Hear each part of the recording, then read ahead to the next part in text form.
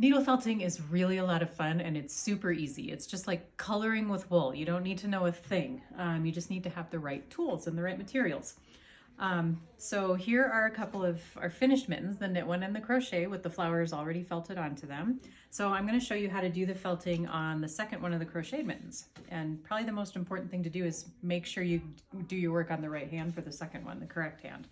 So the supplies you need for this, you need a little cookie cutter stencil. You don't have to, you can freehand it if you want to, but the stencil makes it a whole lot easier. You need a little foam block to tuck into the mitten.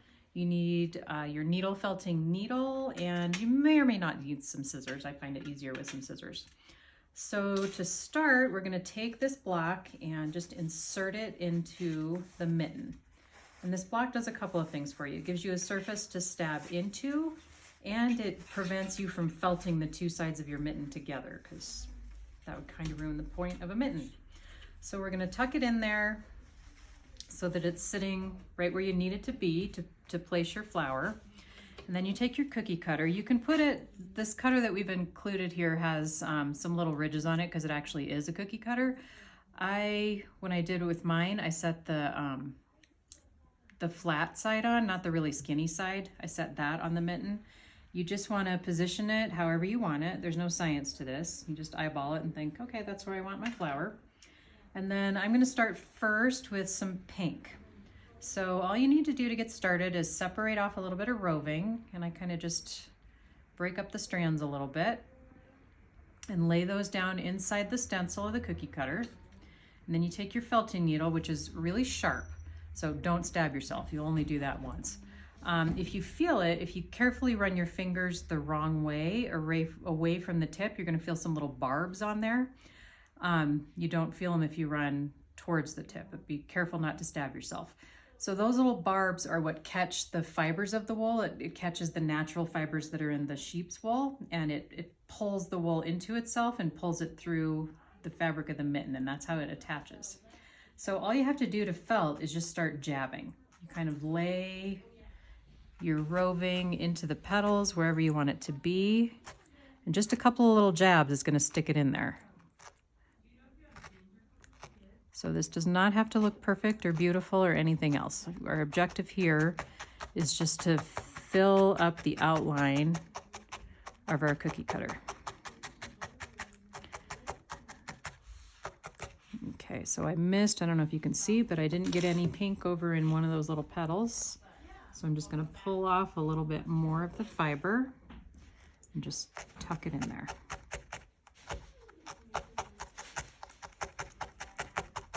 See how easy it is? It's very satisfying too. I love the way it sounds. I love that I get to stab something and it's okay. Okay, so that's on there. If I were to move this now, it doesn't look like anything yet, but the general outline is starting to form. So I can see over here I've missed some more petals.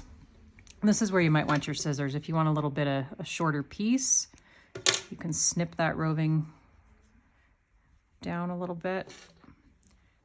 And then you're just going to tuck it into the flower that needs coverage, into the petal. And then this one needs some. Keep your fingers out of the way if you can. I'm just going to keep spinning it so I can make sure each of the petals are covered.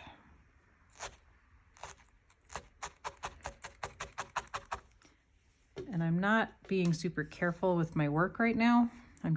My objective at this moment is just to get some pink on every part of this flower.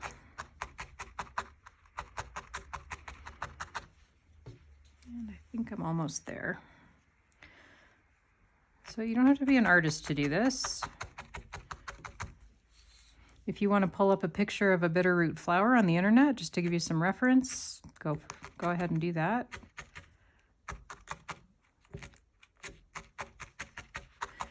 Okay, so I'm going to take my stencil off. So there, got the general outline of it. Once that stencil's out of my way, I can see a little bit better. So now I'm going to start tacking things down.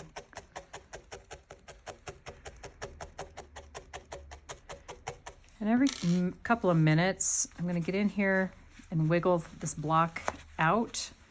I'm gonna not take it out of the mitten, but this does stick to the block a little bit, so I just freed it from the block, and now I'm gonna lay it back down. You just don't want it stuck to that block too well, or it can be hard to pull it back out of the mitten when you're done. Okay, so now I'm gonna take some purple, just to give it a little bit of shading. I'm not going to use a lot of purple. I'm just kind of laying this purple in between the pink petals. There's a little bit of it in the center too. Let's just give it a little bit more detail. This sticks to my rough, dry Montana winter hands. And when you're just starting with your details, just tack it on just enough to hold it. You don't have to get really in depth until later when you come back. And you can see it doesn't take much to hold it on there. That's because these are both pretty unprocessed wool. It still has a lot of those little barbs intact on each fiber. So needle felting will not work. You can't felt onto cotton. You can't felt with superwash. Like if these mittens were made with superwash wool, I wouldn't be able to do this. It needs to be a non-superwash animal fiber to felt. You can felt with alpaca. It felts a little differently. It's not quite as grabby, but you can do it. But the main thing is that it not be a superwash treated product, because that strips all the little barbs off. Okay, one more little bit of purple. If you don't like this purple, you certainly don't have to do it. You can make this look however you want it to look. Okay, so I feel like that just gave the petals a little bit of definition. Okay, so now I'm gonna go to town a little bit, and any place I see a little bit of fuzz, I'm gonna stab it and tack it in there so it's not fuzzy. When you turn your mitten inside out and look on the inside, you're gonna see it looks a lot fuzzier than it does on the outside. And you can move your block around on the inside too if it's not sitting quite right. Okay, so now I'm gonna take a little bit of white and just put that in the center of the flower to highlight it a little bit.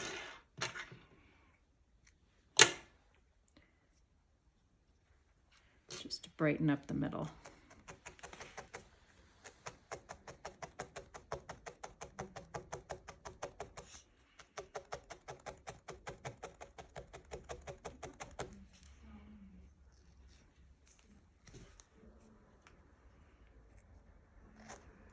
And you can be pretty precise if you go slowly. You can really stab it down in like this, right where you want it to sit, before you start the fast little jabs.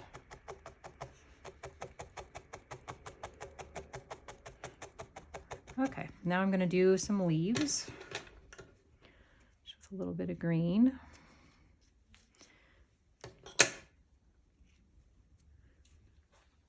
So I think I'll set one up here.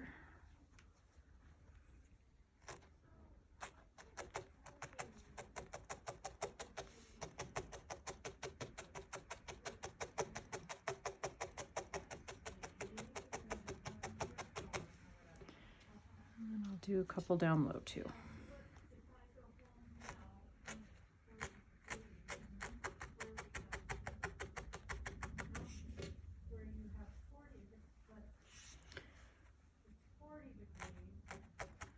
Okay, that's really all there is to this. Once you have everything attached, generally placed where you want it, you can just spend some time and go over it, make sure all the little fuzzy bits are tacked away. If you can still see any of the gray through any part of the leaves or the flower, just layer on a little bit more roving and tack it down into place to completely cover it up.